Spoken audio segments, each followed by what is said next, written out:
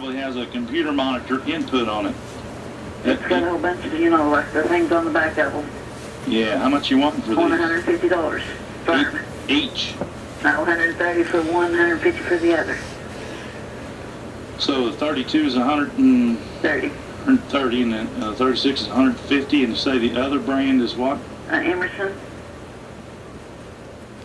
And you say they're less than how old? They're not very old at all. They're my friends. Oh, you don't know? In 1997, I ran into him in the gas station. He said, "Can you help me out? Or what? You know, what are you doing right now? Do you need some work?" And I was just getting gas for somebody, running errands, and so I came over and talked to the manager here, and was able to do so many of the different jobs, from production to even climbing the tower, that they never hired anybody else. And we've been floating along with a few interns here and a salesman here and there that comes along, but for the most part it's just been me. Besides the occasional interns, it's just been me running the studio for probably about the last 8 years or so. I field calls for questions about advertising. I do sales. I do pretty much the production front to back. I have some people every now and then that'll help me with voiceovers, you know, friends or relatives, you know, so it's not just me all the time on the commercials. But for the most part, it is kind of a, I don't know, I'm trying to think of not John Hartford, but some of these, you know, you see these guys that are one-man bands that they got cymbals, guitar, whatever, playing everything. There is the other perception, though, that you're making tons of money because, oh, it's TV, you know. Oh, you got the, you know. I had that a lot when I was first here. We're not a government operation, and we're like supposed to be for-profit, private entity, but that for-profit part's been pretty thin for a long time. So we're probably one of the more smaller stations, I think, in the country that's still here, and it requires some significant support from the community and the business owners that want to advertise local, that don't want to pay and can't pay $200 to $300 for one 30-second spot, you know, and have it gone poof in 30 seconds. So when they realize that, they start pricing advertising, and they look at us and they say, "Oh, well, okay, I get it now. That commercial's not going to look like something that a $5 million TV station produced, but it's going to reach the audience I want to reach. It's going to reach the local community. It's going to reach my customers that are going to drive 10 miles to see me." It's hard to hold on to a salesman when they realize how little revenue is possible.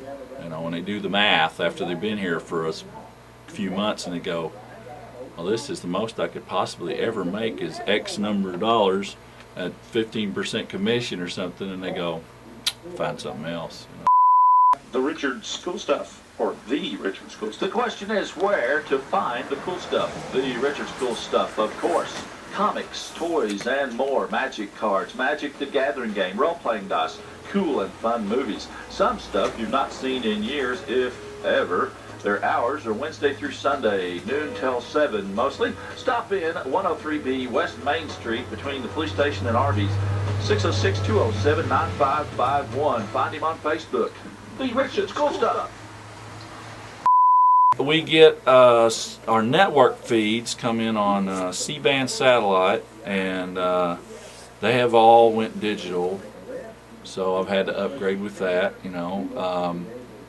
And then the local programming, one thing we've always been able to do is keep stuff coming in from Nashville or Sony, Aristo Media, as far as country music videos. We do a little country music video show, and I even occasionally will play YouTube clips. We had a couple segments we used from MSU production. The guy just emailed me and say, "Hey, if you want to use my stuff, go ahead." It's been a while, but they'd interview somebody, do a little short segment, and we pop that up, you know. What I do I've kept the same, try to keep the same program schedule, because a lot of people don't like things to change. So I'll tell you, one of the things I got the most feedback on in recent years was when the network moved to Daniel Boone. They aired Daniel Boone, World Harvest Television aired Daniel Boone for probably a year and a half, from 4 o'clock to 5 o'clock.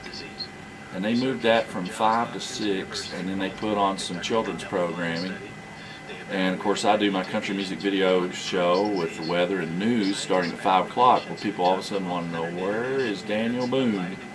And I mean, I'd say over 2 weeks to a month I got, I would say 20 calls wondering, where is Daniel Boone?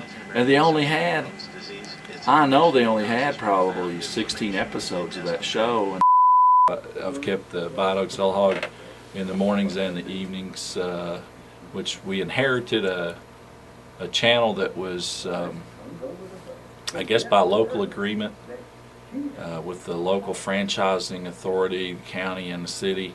They used Channel 5 to play some local churches. Well, those in recent years, since it's been about 10 years, they moved that to Channel 6, and our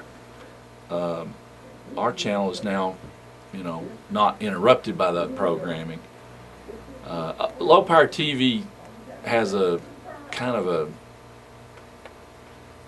shaky ground when it comes to, they don't have to carry it or they do have to carry it.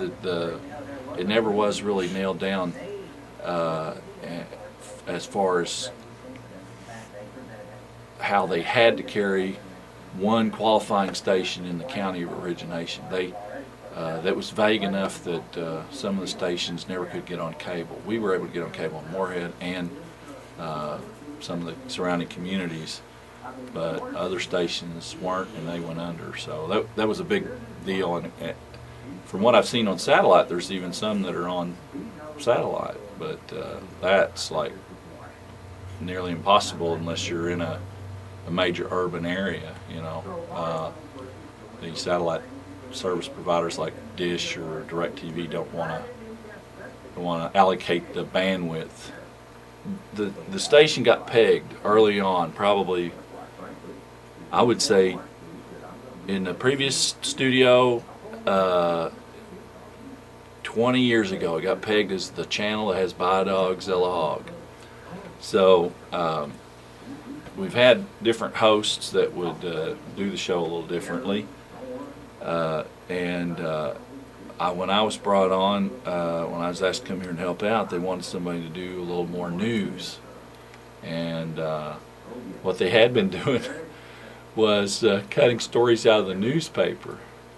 And so it was already a day old when they were reading it, And a lot of it wasn't local at all. And same sort of stuff you get on other stations. So we had, I had when I was working in Lexington as a fitness mechanic, I started listening to a lot of talk radio. After a while, you get tired of the formula music radio, which was one of the things that I think the low power community TV station was meant to kind of fill in the gaps for, because so many stations went automated and went to formula music formats. They weren't local anymore.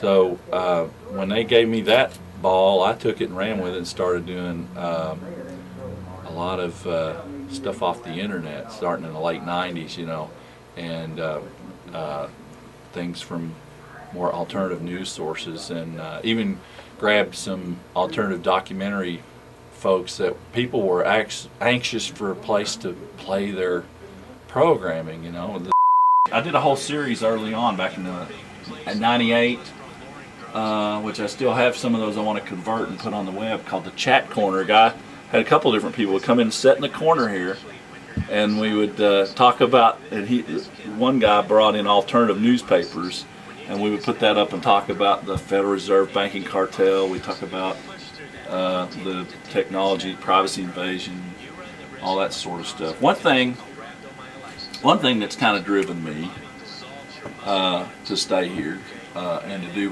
because I'm able to talk about stuff that you don't hear elsewhere. I have some people that use some audience members, mostly older, that use the station as companionship. They watch my channel and they turn this programming on, and when I get on in the morning, they turn it off, They turn it back on in the evening if I'm on. They watch and they turn it off, and that's all they watch is my station. And well, I appreciate that. I don't know how many there are like that. It's probably 15% of the audience. Maybe it's a significant amount because the rule of thumb is for every person you hear from, there's 100 people that you don't. Best case scenario, probably reliably, is maybe 18 air miles, like to Owensville, Preston, Eazell. I've had reports from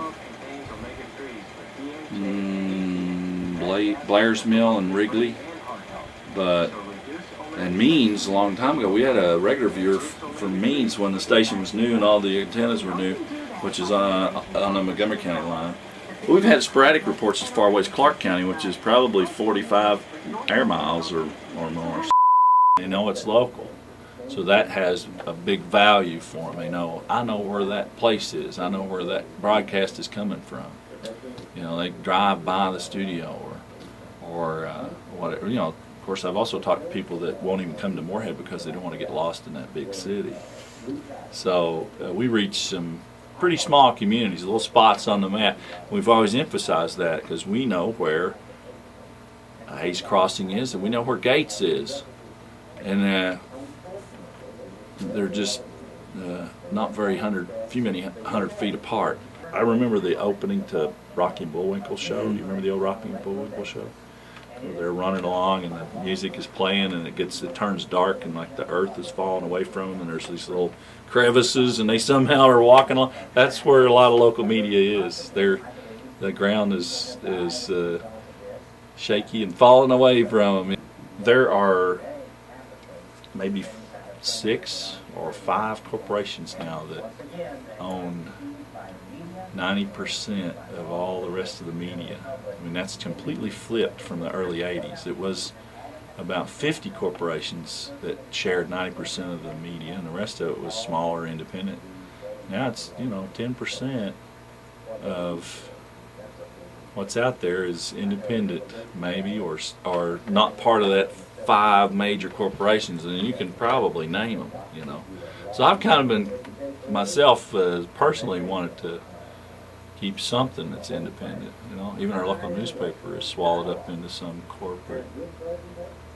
That's what the LPTV, low power TV, was able to be a mom and pop operation, and I think that's what it was originally intended to be. It just takes somebody that's not willing, or that is willing to not make a lot of money. Certain alphabet soup agency, they want to make some money. They think TV